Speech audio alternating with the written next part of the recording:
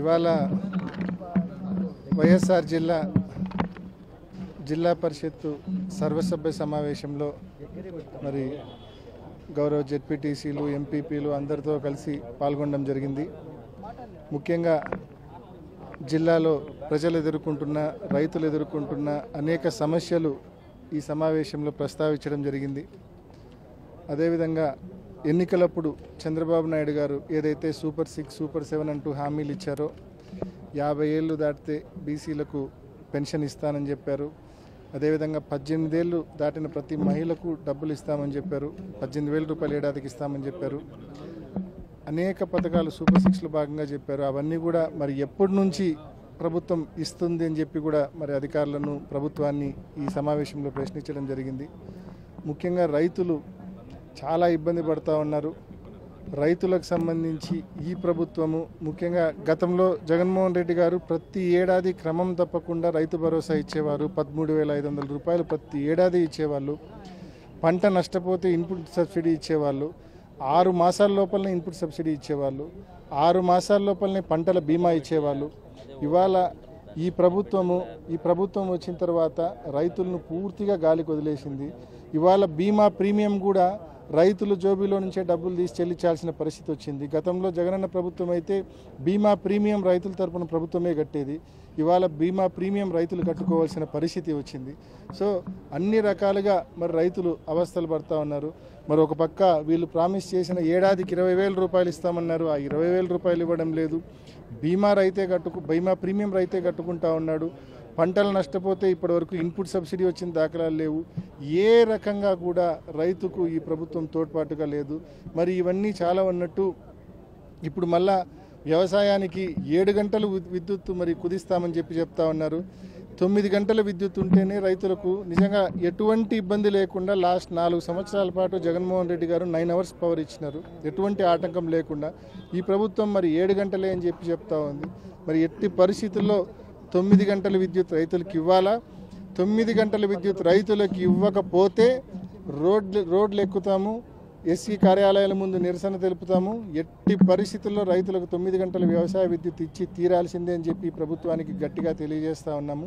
అంతేకాకుండా రైతులు వ్యవసాయ సర్వీసులు జిల్లా వ్యాప్తంగా దాదాపు 1,600 మంది రైతులు వ్యవసాయ కనెక్షన్లకు కట్టి 7 మాసాలు 8 మాసాలు అవుతా ఉంది. ఇంకా వాళ్ళకి సంబంధించిన ట్రాన్స్ఫార్మర్స్ కావచ్చు, కండక్టర్ కావచ్చు, పోల్స్ కావచ్చు, ఇంకా వాళ్ళకి సప్లై చేయాల. ఇంత అధ్వానంగా ఉంది పరిస్థితి. ఇంకా కొత్త అప్లికేషన్లు అయితే తీసుకోవడం లేదు కొత్త అప్లికేషన్లు. ఇంత అధ్వానమైన పరిపాలన ఇవాళ మన రాష్ట్రంలో ఉంది. ఇచ్చిన హామీలు ఏవి అమలు చేయడం లేదు. మరోపక్క ఉన్న పథకాలు ఫీజు రీయింబర్స్మెంట్ బకాయిలే, ఆరోగ్యశ్రీ బకాయిలే, రైతులకు కనెక్షన్లు ఇవ్వరు.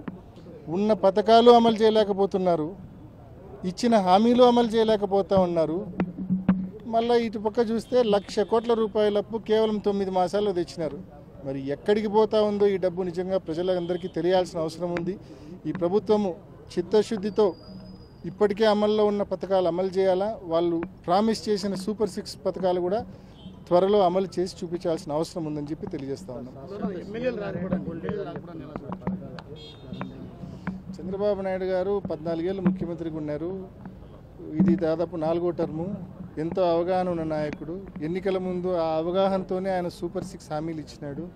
మరి అంత అవగాహనతో హామీలు ఇచ్చిన తర్వాత ఈరోజు డబ్బులు లేవని చెప్పడము మరి ఓటర్ల గురించి ఏమనుకుంటానట్టినా అంటే ఏరు దాటే వరకు ఓటర్ దేవుడు, ఏరు దాటిన తర్వాత ఓటర్ను గాలికి వదిలేయడమేనా? ఇది అన్యాయం కదా? ఇంతకంటే అన్యాయం ఏముంటుంది? ఘోరాతి ఘోరంగా ప్రజలను మోసం చేయడమే కదా. ఈరోజు మీరు చూడండి, నేను చెప్పడం కాదు, మీరు కనుక్కోండి. ఈరోజు పొద్దున్నే ఆర్యవైశ్యులను కొంతమంది కలిసింటి ప్రొద్దుటూరుకు సంబంధించి, కడపకు సంబంధించి వాళ్ళు చెప్తా ఉన్నారు, జగన్మోహన్ రెడ్డి గారి హయాంలో ఆ 4 సంవత్సరాలు 5 సంవత్సరాలు ప్రజల చేతిలో డబ్బులు ఉన్నాయి. ప్రజలు కష్టపడి సంపాదించే డబ్బుతో పాటు ప్రభుత్వం కూడా పథకాల రూపంలో తోడ్పాటు అందించింది. కాబట్టి ప్రజల దగ్గర కొనుగోలు శక్తి ఉన్నది.